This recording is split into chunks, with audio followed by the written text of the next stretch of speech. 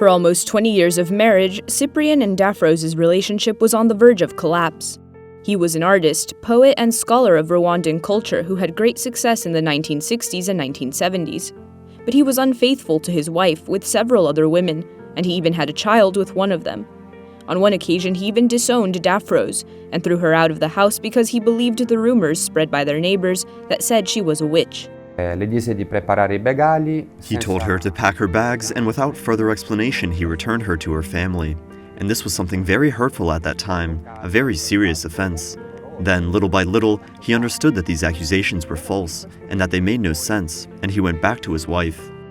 Dafrose was a practicing Catholic with extreme patience. She never left her husband despite how much he made her suffer.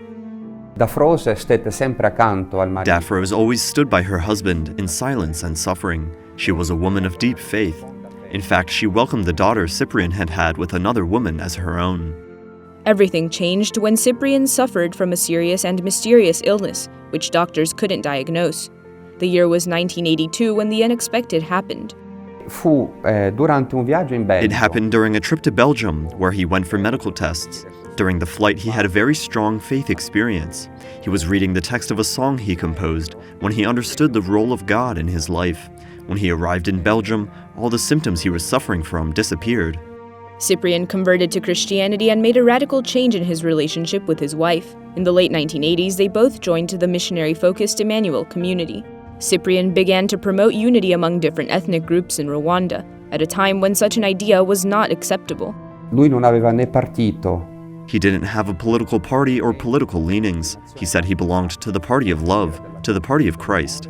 And for this reason, Cyprian did not join any of the political currents in his country, and this had serious consequences in his life. He lost his prestigious position as director of the Research Institute of Local Culture. He lost his job and then his life during the genocide of 1994.